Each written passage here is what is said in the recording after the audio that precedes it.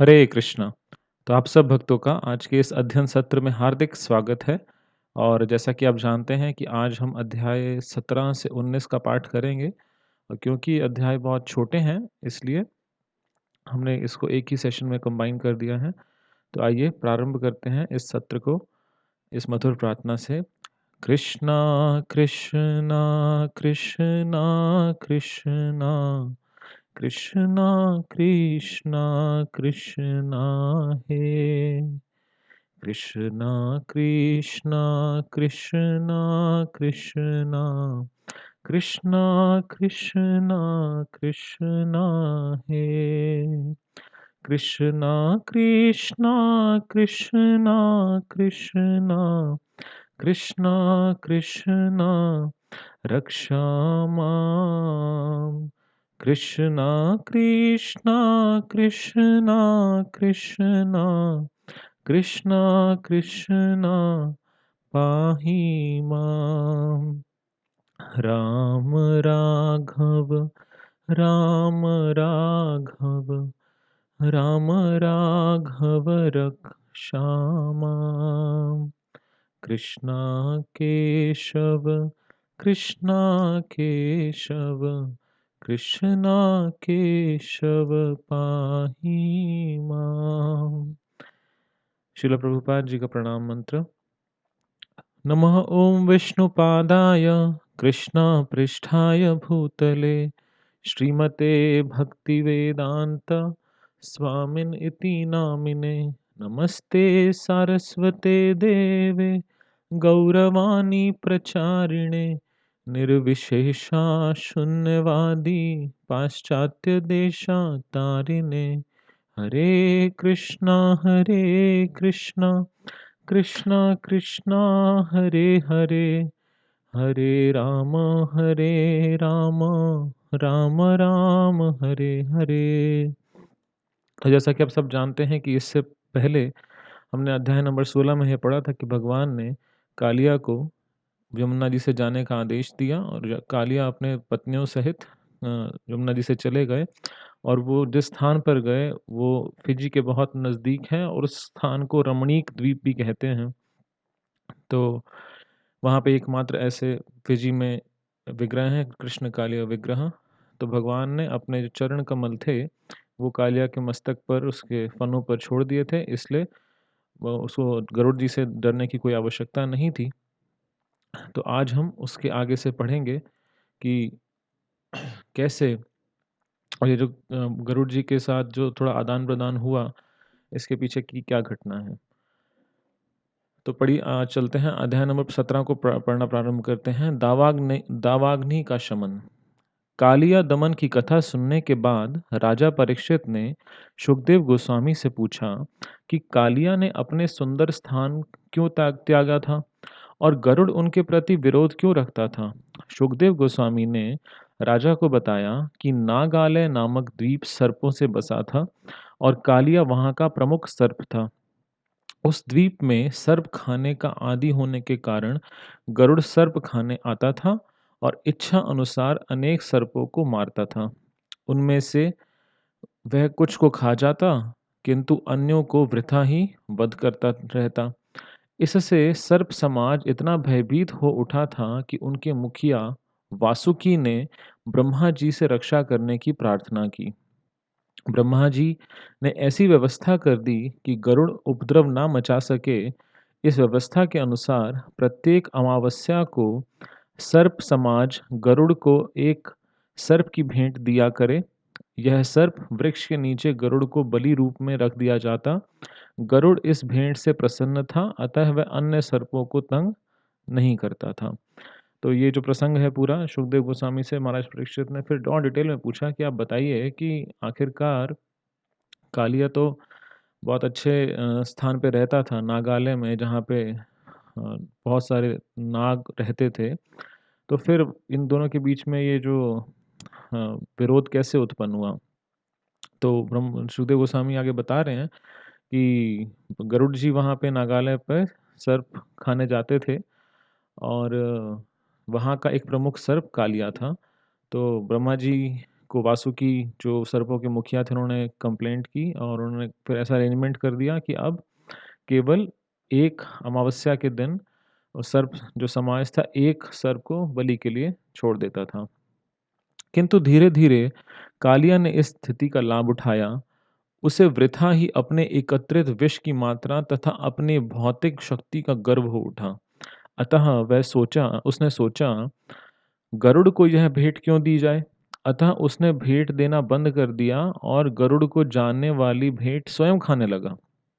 जब विष्णु के वाहन भक्त गरुड़ को पता चला कि कालिया ऐसा करता है, तो वह अत्यंत क्रुद्ध हुआ और इस आक्रामक सर्प को मारने के लिए द्वीप की ओर बढ़ा।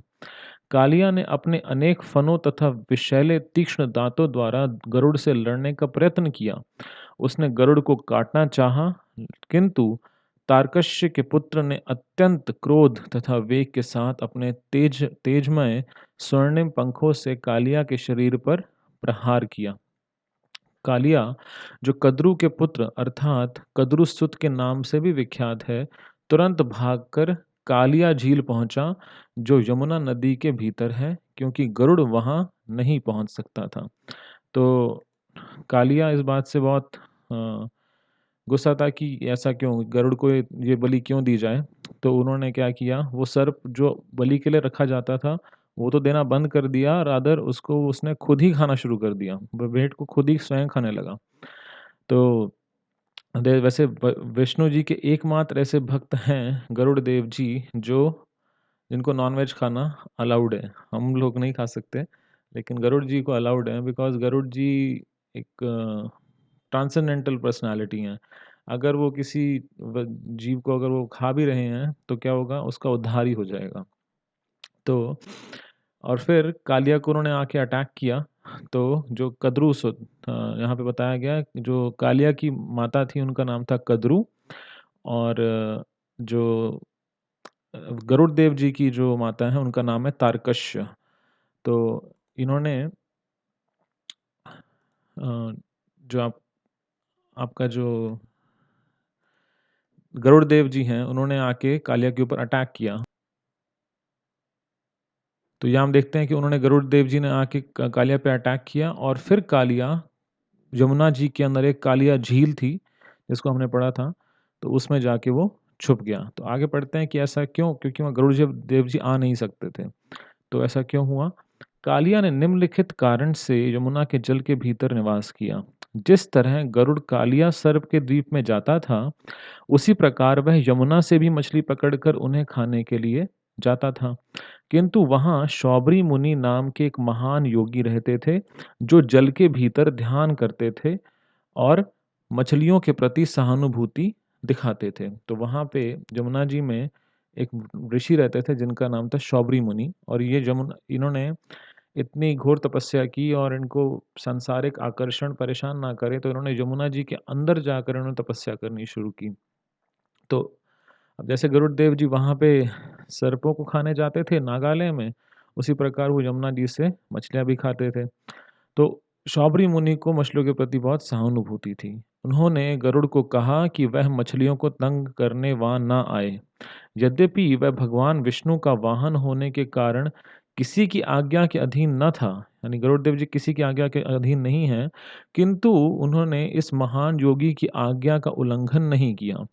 उसने बहुत सारी मछलियाँ खाने की बजाय एक बहुत बड़ी मछली पकड़ ली, जो मछलियों की सरदार थी। तो उसने उनकी जो शौबरी मुनि की बात मान ली, लेकिन बहुत सारी मछलियों को ना उठाने की बजाय एक जो हेड मछली थी, सरदार थी, उसको उठाकर ले गया।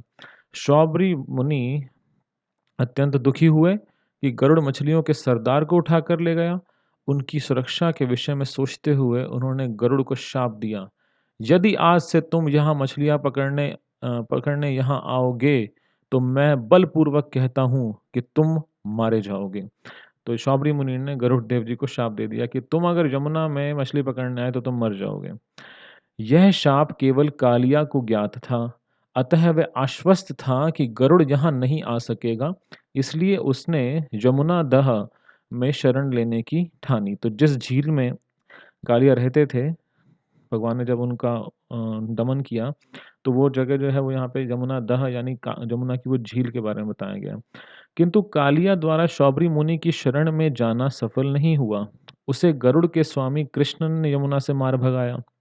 यहाँ यह ध्यान देने योग्य है कि गरुड़ के स्वामी कृष्ण ने सॉरी ध्यान देने योग्य है कि गरुड़ का सीधा संबंध श्री भगवान से है और वह इतनी बलशाली है कि उसे ना कोई आदेश दे सकता है और ना शाप, क्योंकि भगवान श्री कृष्ण के वो वाहन हैं, विष्णु जी के वाहन हैं, तो वो इतने बलशाली हैं कि उन्हें कोई आदेश और किसी शाप से वो बंधे नहीं हैं। वस्तुतः गरुड़ को, जिन्हें श्रीमद् भागवत में भगवान के स्तर के समकक्ष बताया गया है, शौबरी मुनि द्वारा शाप दिया जाना अपराध था। शौबरी मुनि ने एक तरह से गरुड़ देव जी के प्रति अपराध किया और बाद में अगर हम भागवतम पढ़ते हैं तो वो अपने स्थान से गिर गए। वो इतनी घोर तपस्या कर रहे थे, बाद में उनकी तपस्या भंग हो गई और उन्होंने जाके विवाह किया 50 राजकुमारियों से। तो यद्यपि गरुड़ ने प्रतिशोध लेने का यत्न नहीं लिया, किंतु एक वैष्णव पुरुष के प्रति किया गया मुनि का यह अपराध क्षम्य नहीं था। इस अपराध के कारण मुनि को अपने योगी पद से नीचे गिरना पड़ा और बाद में भौतिक संसार में इंद्रिय का भोक्ता एक गृहस्थ बनना पड़ा। इस प्रकार ध्यान के द्वारा आध्यात्मिक आनंद में लीन रहने वाले शौबरी मुनि का पतन वैष्णवों के प्रति अपराध करने वालों का शिक्षा देता है। तो इसलिए हमें वैष्णवों के प्रति अपराध नहीं करना चाहिए। ये हम शौबरी मुनि की इस कथा से सीख सकते हैं। जब अंततः कृष्ण कालिया दह से बाहर आ गए, तो उनके सारे मित्रों तथा संबंधियों ने उन्हें यमुना तट पर देखा। वह उन लोगों के समक्ष अत्यंत विभूषित रूप में सारे शरीर में चंदन का लेप अर्पित किए, अमूल्य रत्नों से तथा मणियों से सुशोभित एवं लगभग पूर्णतया स्वर्ण से आच्छादित प्रकट हुए। वृंदावन के वासियों, ग्वालों, गोपियों, माता यशोदा, महाराज नंद तथा समस्त गायों एवं बछड़ों ने कृष्ण को यमुना से आते देखा और उन्हें ऐसा लगा मानो उनके प्राण वापस आ गए हों। जब किसी को जीवन का पुनः लाभ होता है, तो वह स्वभावतः आनंद तथा प्रसन्नता में लीन जाता है। उन सबों ने एक-एक करके कृष्ण को कंठ से लगाया और अत्यंत शांति का अनुभव किया। माता यशोदा, रोहिणी, महाराज नंद तथा ग्वाले इतने प्रसन्न हुए कि उन्होंने जब कृष्ण का आलिंगन किया, तो सोचा कि उन्हें जीवन का अंतिम लक्ष्य प्राप्त हो गया है। तो जब भगवान श्री कृष्ण वापस आए कालिया का दमन करके, तो सब जो ग्वाल वाले थे, जो वृंदावन के वासी थे, सबने भगवान को गले लगाया और ना केवल उनको ऐसा लगा कि उनके प्राण वापस आ गए हों। तो हमने पिछले चैप्टर में पढ़ा था कि वो लोग बिल्कुल ऐसी मरणासन स्थिति में आ चुके थे। उस समय भगवान को लगा कि बस अब नहीं, अब अगर मैंने अब बाहर नहीं आया तो फिर ये लोग मर जाएँगे। बलराम ने भी कृष्ण का आलिंगन किया, किंतु वे हँस रहे थे, क्योंकि उन्हें पता था कि जब सारे लोग चिंतामग्न होंगे तो कृष्ण क्या करेंगे। वहां पर कृष्ण के प्रकट होने के कारण यमुना तट के सारे वृक्ष, सारी गौएं, बैल तथा बछड़े अत्यंत प्रसन्न थे। वृंदावन के सभी ब्राह्मण तथा उनकी पत्नियां कृष्ण तथा उनके पारिवारिक जनों को तुरंत बधाई देने आईं। चूंकि ब्राह्मणों को समाज का गुरु माना जाता है, अतः उन्होंने कृष्ण तथा उनके परिवार को कृष्ण के छूटने पर आशीर्वाद दिए। उन्होंने इस अवसर पर नंद महाराज से दान देने के लिए भी कहा। महाराज नंद कृष्ण की वापसी से प्रसन्न होकर ब्राह्मणों को अनेक गौएं तथा प्रभूत सोना दान में देने लगे। जब नंद महाराज इस तरह व्यस्त थे, तो माता यशोदा कृष्ण को आलिंगन मात्र करके उन्हें अपनी गोद में बिठाकर निरंतर अश्रुपात करती रहीं। तो सभी बहुत खुश थे और नंद महाराज ने बहुत सारी गायें और सोना दान में दिया और माता यशोदा अपने अपने बेटे भगवान श्री कृष्ण को गोद में बिठाकर सिर्फ रोती रहीं। चूंकि रात्रि हो चुकी थी और गौवें तथा बछड़ों समेत वृंदावन के समस्त वासी अत्यधिक थके थे, अतः उन्होंने नदी तट पर ही विश्राम करने का निर्णय लिया।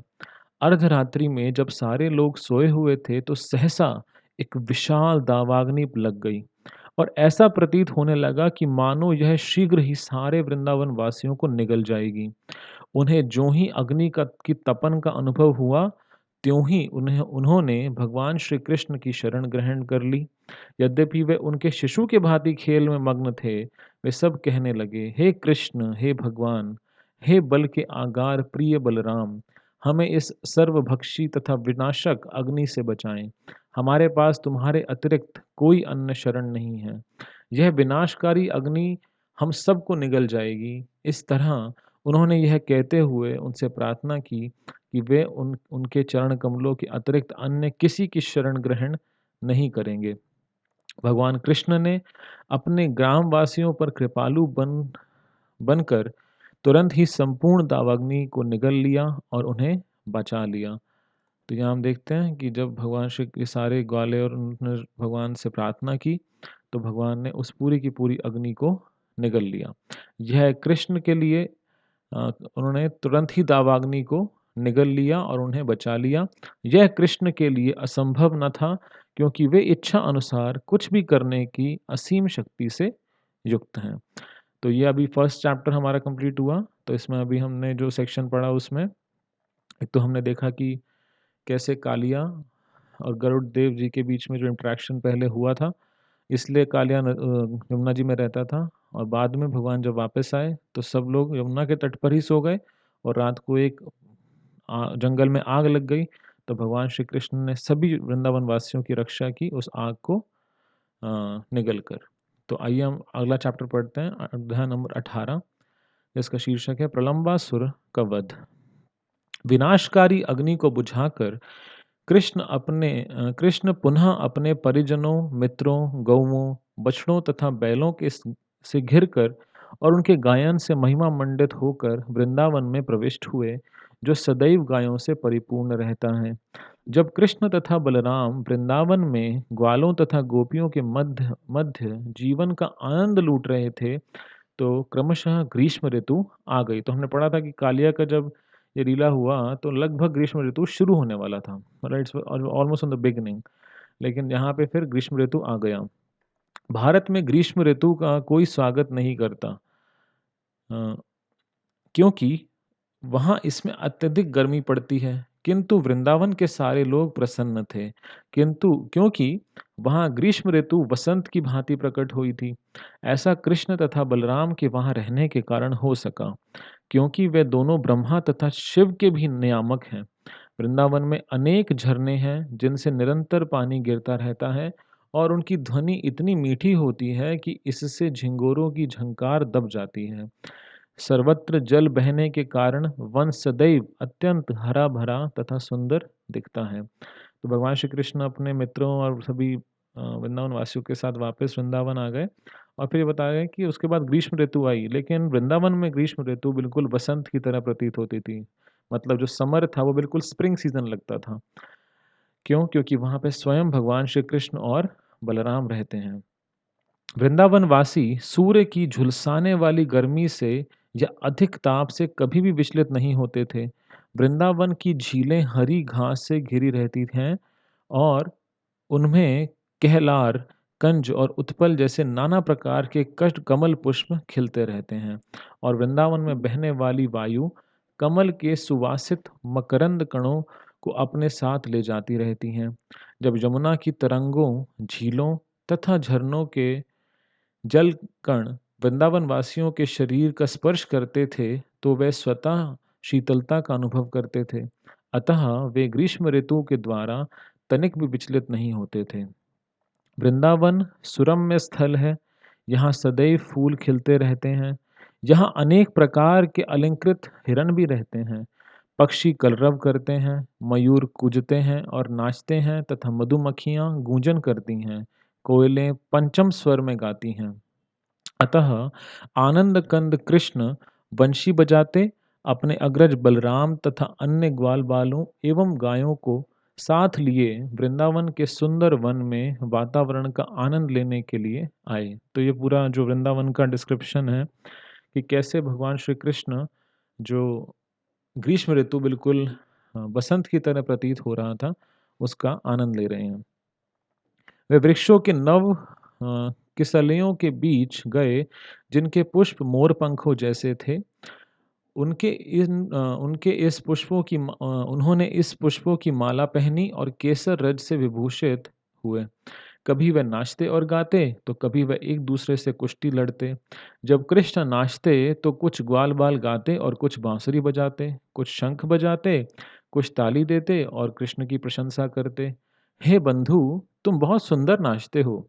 वस्तुतः ये सारे बालक देवता थे, जो स्वर्ग लोक से कृष्ण को उनकी लीलाओं में सहायता करने आए थे। जैसा कि हमने पहले भी पढ़ा था कि भगवान ने सभी देवताओं को ये आदेश दिया था कि आप यदुवंश में और वृंदावन के व्रज के जो रीजन है, उसमें जाके आप अवतरित हो जाइए और मैं शीघ्र ही ये जो डेमोनियक यानी कि राक्षसी राजा हैं, उनका विनाश करने के लिए अवतरित होऊँगा। तो ये जो ग्वाल वाले थे, ये क्या बताया जा रहा है कि ये सारे बालक क्या थे? देवता थे, जो स्वर्ग लोक से कृष्ण को उनकी लीलाओं में सहायता करने आए थे। ये देवता ग्वाल बालों के वेश में कृष्ण को नाचने में प्रोत्साहन दे रहे थे, जिस प्रकार एक कलाकार दूसरे की प्रशंसा करके प्रोत्साहित करता है। जब तक कृष्ण तथा बलराम का मुंडन संस तब तक कृष्ण बलराम का मुंडन संस्कार नहीं हुआ था, अतः उनके बाल कौवों के पंखों की भांति इकट्ठे हो गए थे। वे अपने मित्रों के साथ सदा आँख में चोली खेलते या परस्पर लड़ते भिड़ते रहते। कभी-कभी जब उनके मित्र कीर्तन करते या तथा नाचते होते, तो कृष्ण उनकी प्रशंसा करते। मित्रों, तुम लोग अति उत्तम नाच तथा गायन कर रहे हो। लड़के बेल और गोल-गोल आमलकी फलों को गेंद बनाकर खेलते। कभी-कभी वह छुई-छुआउल खेलते जिनमें एक दूसरे को ललकारते और छूते। कभी-कभी वे जंगली हिरणों तथा विविध पक्षियों का अनुकरण करते। वे एक दूसरे के साथ मेंढक की बोली का अनुकरण करके हँसी उड़ाते और वृक्षों के नीचे झूलने में आनंद लेते।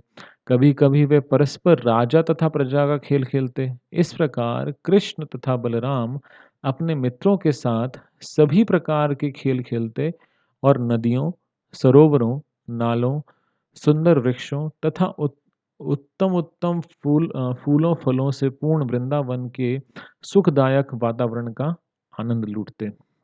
तो यहाँ पे एक बहुत ही अच्छा डिस्क्रिप्शन दिया गया कि कैसे भगवान श्री कृष्ण अपने मित्रों के साथ वृंदावन के जो पूरा एनवायरनमेंट है, जो पूरा पर्यावरण है, उसका बहुत आनंद लेते थे और किस प्रकार वो खेला करते थे। उनकी लाइफ में कोई एंग्ज़ायटी नहीं था, कोई वरी नहीं थी कि क्या करेंगे, अभी पढ़ाई का टेंशन, बहुत सारी चीज़ें हैं, ऑफ़िस का टेंशन। वो बिल्कुल ऐसा ज़िंदगी था कि it was always fun and party. एक बार जब वे सब अपनी दिव्य लीलाओं में लीन थे, तो प्रलंबासुर नामक एक असुर उनकी टोली में बलराम तथा कृष्ण दोनों को चुराने के उद्देश्य से घुस आया। यद्यपि कृष्ण एक ग्वाल बाल का अभिनय कर रहे थे, किंतु भगवान के रूप में वे भूत, वर्तमान तथा भविष्य सब कुछ जानते थे। अतः जब प्रलंबासुर उनकी टोली में घुस आया, तो कृष्ण सोचने लगे कि इस असुर का किस तरह वध किया जाए। तो इस अभी हमने पढ़ा कि प्रलंबासुर एक राक्षस था जो एक किसके फॉर्म में आ गया? एक ग्वाल बाल के रूप में आ गया और उसने क्या उसका उद्देश्य क्या था कि कृष्ण और बलराम को मैं उठा के ले जाऊँगा। तो उसने था तो बहुत बड़ा असुर, लेकिन जिस प्रकार जैसे पूतना ने अपना शरीर का धारण किया एक सुंदर स्त्री के रूप में, तो प्रलंबासुर ने भी एक ग्वाल बाल का रूप ले लिया। जब प्रलंबासुर तो कृष्ण ने सोचा कि अब इसका वध कैसे किया जाए, किंतु बाहर से वे उससे मित्र रूप में मिले और कहा, प्रिय मित्र, अच्छा हुआ कि तुम हमारी लीलाओं में भाग लेने आए हो। फिर कृष्ण ने अपने समस्त मित्रों को बुलाकर आज्ञा दी, अब हम अपनी अपनी जोड़ी बनाकर खेलेंगे और जोड़े में ही रहकर ललकारेंगे। इस प्रस्ताव के साथ ही सारे बालक एकत्र हो गए। तो अब उन्होंने डिसाइड किया कि हम जोड़ी जोड़ी यानी कि जोड़े में खेलेंगे। तो हमारी टीम्स हैं और हम जोड़े में खेलेंगे। कुछ बलराम की पाली में ही हो लिए और कुछ कृष्ण की पाली में और अपनी-अपनी जोड़ी के साथ खेलने लगे। इसमें हारे हुए खिलाड़ी को अपनी पीठ पर विजयी खिलाड़ी को चढ़ाना होता था, जिस प्रकार घोड़ा अपने मालिक को चढ़ाता है। वे खेलने लगे और भांडीर वन से होकर जाते समय साथ-साथ गौवें चराते रहे। श्री दामा तथा वृषभ सहित बलराम की टोली विजयी हुई। अतः कृष्ण की टोली को इन सबों को अपनी पीठ पर बिठाकर भांडेर वन से होकर जाना पड़ा। तो यहाँ हम देखते हैं कि उनका जो खेल था वो ये था कि जो पार्टी हारेगी, तो जो कृष्ण की पार्टी थी उसमें कौन-कौन थे? अ, बलराम जी की पार्टी श्री दामा और वृषभ सहित बलराम जी की पार्टी विजय हुई, और जो भगवान श्री कृष्ण की पार्टी थी उसके अंदर कौन थे? प्रलंबासुर। तो इन्होंने डिसाइड ये किया था कि भाई जो हारेगा वो दूसरे वाले पार्टी के बंदे को उठाकर लेकर जाएगा भांडिर वन के थ्रू, भांडिर वन से निकलते हुए जाएंगे। श्री कृष्ण के हारने के कारण श्री दामा को अपनी पीठ पर चढ़ाया और भद्रसेन ने वृषभ को। इस खेल का अनुकरण करते हुए ग्वाल बाल के रूप में आए प्रलंबासुर ने बलराम को अपनी पीठ पर चढ़ा लिया। तो भगवान श्री कृष्ण की पार्टी में थे प्रलंबासुर, और उनके एक और मित्र थे भद्रसेन। तो भद्रसेन ने वृषभ को उठ बिठाया, श्री कृष्ण ने श्री दामा को, और बलराम जी को किसने अपने ऊपर बिठाया? प्रलंबासुर ने। तो प्रलंबासुर असुरों में सबसे अधिक महत्वपूर्ण था, और उसने अनुमान लगा लिया था कि ग्वाल बालों में कृष्ण ही सर्वाधिक शक्तिमान है। कृष्ण की टोली से बचने के उद्देश्य से प्रलंबासुर बलराम को दूर ले गया। निस्संदेह यह असुर अत्यंत बलवान था, किंतु वह तो बलराम का पर्वत के तुल्य भार लिए जा रहा था। अतः वह उनके भार से थकने लगा। तो बलराम जी तो स्वयं अनंत शेष हैं, तो वो जो उनको उठा के चलने लगा तो क्या हुआ? वो थकने लगा, और उसने अपना असली रूप धारण कर लिया। अपने इस रूप में वह सुनहरे मुकुट तथा कुंडलों से सुशोभित था, और ऐसा लग रहा था कि मानो विद्युतमय बादल चंद्रमा को धारण किए हो। बलराम ने देखा कि इस असुर का शरीर बादल की सीमा तक फैला है। उसकी आंखें अग्नि के समान जल रही हैं, और उसके तीक्ष्ण दांत मुंह के भीतर चमक रहे हैं। पहले तो बलराम उस असुर को देखकर चकित हुए और सोचने लगे, यह कैसे हुआ कि अचानक यह वाहक सब तरह से बदल गया है। किंतु मन विमल होने पर वे तुरंत समझ गए कि उन्हें कोई असुर उनके मित्रों से दूर लिए जा रहा है और मार डालना चाहता है।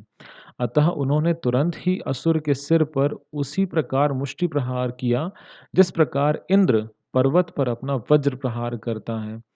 तो जैसे ही बलराम जी को समझ में आया कि ये तो असुर है, तो बलराम जी ने इसको देखो मुकुट उड़ता हुआ जा रहा है, और इसको एक बहुत तेज से एक मुष्टि प्रहार यानी कि मुक्का मारा उसके सर पे।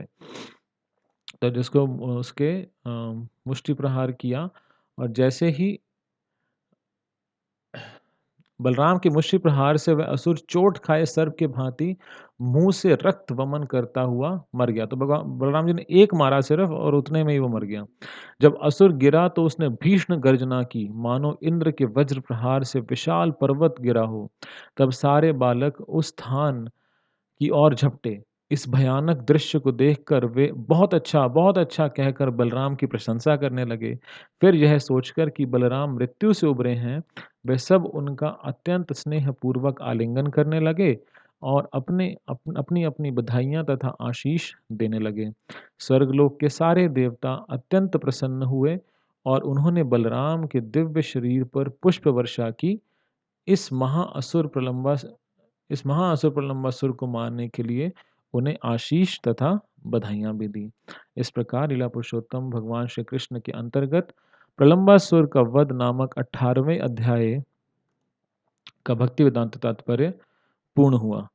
तो अभी हमने 17th और 18th चैप्टर पढ़ा। तो फर्स्ट में हमने पढ़ा कि भगवान ने सभी वृंदावन वासियों को अग्नि से बचाया था। इसमें पढ़ा कि बलराम जी ने प्रलंबासुर का वध किया, और अब हम लास्ट चैप्टर पढ़ेंगे दावानल का पान। तो यहाँ पे 2 बार भगवान ने रक्षा की। एक बार सभी वृंदावन वासियों की रक्षा की। इस चैप्टर में हम पढ़ेंगे कि भगवान ने अपनी गौओं की रक्षा की। तो आइए इसको पढ़ते हैं। बहुत छोटा-सा चैप्टर है। दावानल पान। जब बलराम, कृष्ण तथा उनके संगी उपयुक्त लीलाओं में मस्त थे, तो गौएं बिना रखवाली के मनमाना विचरण करती हुई हरी घास चरने के लालच से वन के सुदूर भाग में पहुंच गईं। सारी बकरियां, गौएं तथा भैंसें एक वन पार करके दूसरे में पहुंची, और फिर इशिकाटवी वन में घुस गईं। तो यहाँ पे एक स्पेसिफिक वन का नाम बताया गया है, इशिकाटवी वन। तो जो भगवान श्री कृष्ण के जो ग्वालबाल मित्र थे, तो वो लीलाओं में व्यस्त थे, तो उस समय पर गाय अपना घूमती-घूमती एक अलग थोड़ा दूर निकल गई और एक वन में चली गईं जिसका नाम था इशिकाटवी। यह वन हरी घास से पूर्ण था, अतः वे सभी आकृष्ट हो गईं। किंतु जब वे वहाँ पहुँची तो उन्होंने देखा कि वहाँ दावाग्नि लगी है। दावाग्नि मतलब जंगल की आग। अतः वह सब चित्कार करने लगी। इधर जब कृष्ण, बलराम तथा उनके संगियों ने अपने पशुओं को नहीं देखा, तो वह बहुत चिंतित हुए। वे गौओं को उनके पद चिन्हों तथा चरी हुई घास का अनुकरण करते हुए ढूंढने लगे। सभी बालक डरे हुए थे कि उनकी जीविका का साधन रूप गौएं खो गई हैं। गौओं को खोजने से वे भी थक गए और प्यासे हो गए, किंतु शीघ्र ही उन्हें अपनी गौओं की चित्कार सुनाई दी। कृष्ण जोर-जोर से गौओं का नाम ले लेकर बुलाने लगे। कृष्ण को बुलाते सुनकर गौएं प्रसन्नतापूर्वक निनाद करते हुए उत्तर देने लगीं। अब वो दावाग्नि के अंदर वो फँस गई थीं, लेकिन भगवान उनको उनके नाम से बुला रहे थे और वो भगवान को रिस्पॉन्ड कर रही थीं। किंतु उस समय तक दावाग्नि ने उन सबों को चारों ओर से घेर लिया था और स्थिति अत्यंत भयानक हो गई थी। ज्यों-ज्यों वायु तेजी से चलने लगी, त्यों-त्यों लपटें बढ़ने लगीं और ऐसा प्रतीत होने लगा कि मानो सारी जड़ तथा जंगम वस्तुएँ काल कवलित हो जाएँगी। सारी गौएँ तथा बालक अत्यंत भयभीत हो उठे और वे बलराम की ओर अ, उसी प्रकार देखने लगे जिस प्रकार मरणासन्न व्यक्ति भगवान के चित्र की ओर देखता है। वे पुकार रहे थे, हे कृष्ण, हे बलराम, आप बहुत बलवान हैं। हम इस दहकती अग्नि के ताप से जले जा रहे हैं। हमें अपने चरण कमलों में शरण दें। हम जानते हैं कि आप इस संकट से हमारी रक्षा कर सकते हैं। हे प्रिय कृष्ण, आप हमारे घनिष्ठ मित्र हैं। यह अच्छा नहीं है कि हम इस तरह कष्ट उठाएं। हम सभी आप पर पूरी तरह आश्रित हैं और आप समस्त धर्मों के ज्ञाता हैं। हम आपके अतिरिक्त अन्य किसी को नहीं जानते। भगवान श्री कृष्ण ने अपने मित्रों की आर्तवाणी सुनी और उन पर स्नेहमयी दृष्टि डाली। उन्होंने आँखों से ही अपने मित्रों को बता दिया कि डरने का कोई कारण नहीं है। तब परम योगी शक्तिमान ईश्वर भगवान श्री कृष्ण ने तुरंत ही अग्नि की सारी लपटों का पान कर लिया। इस प्रकार सारी गौएँ तथा बालक काल का ग्रास होने से बच गए। तो जैसे हमने पिछले चैप्टर में भी पढ़ा था कि भगवान श्री कृष्ण ने फिर सारी अग्नि का पुनः पान कर लिया। तो भगवान के जो मित्र थे वो बहुत प्रसन्न हुए। सारे बालक भय से प्रायः मूर्छित थे, किंतु जब उन्हें होश आया और उन्होंने अपनी आँखें खोली तो उन उन अपने आप को कृष्ण, बलराम तथा गौओं के बीच भांडीरवन जंगल में पाया। तो ये जो लीला है ये कहाँ हुई थी? भांडीरवन जंगल में। वे आश्चर्यचकित थे कि वे दधकती अग्नि से बाल-बाल बच गए हैं और उनकी गौएँ सुरक्षित हैं। उन्होंने मन ही मन सोचा कि कृष्ण कोई सामान्य बालक ना होकर देवता है। संध्या समय कृष्ण तथा बलराम ग्वाल-बालों तथा गौओं के साथ लिए बांसुरी बजाते वृंदावन आए। जब वे सब गांव पहुंचे तो गोपियां परम प्रसन्न हो गईं। जब कृष्ण मन में होते तो गोपियां सारे दिन उनके विषय में सोचती रहती और उनकी अनुपस्थिति में उनका एक एक क्षण 12 वर्ष की भांति व्यतीत होता। इस प्रकार लीला पुरुषोत्तम भगवान श्री कृष्ण के अंतर्गत दावानल पान नामक 19वें अध्याय का भक्ति वेदांत तात्पर्य पूर्ण हुआ। तो आज हमने 3 चैप्टर्स को पढ़ा। बहुत छोटे-छोटे चैप्टर्स थे। तो कल हमारी परीक्षा इन तीनों अध्यायों पर होगी। तो आप सबसे अनुरोध है कि आप उसमें बहुत उत्साहपूर्वक भाग लीजिए। अगर आपको कोई चीज़ को लेकर कंसर्न है या आपको कोई परेशानी आ रही है तो आप हमें ज़रूर लिख कर बताइए। आप हमें व्हाट्सएप मैसेज भेज सकते हैं एडमिन को या आप हमें मेल भेज सकते हैं krishnabookquiz@gmail.com पर। तो आज के लिए हम अपने इस सत्र को यहीं समाप्त करते हैं। श्रील प्रभुपाद की जय, अनंत कोटि वैष्णव वृंद की जय, निताय गौर प्रेमानंदे, हरि हरि बोल।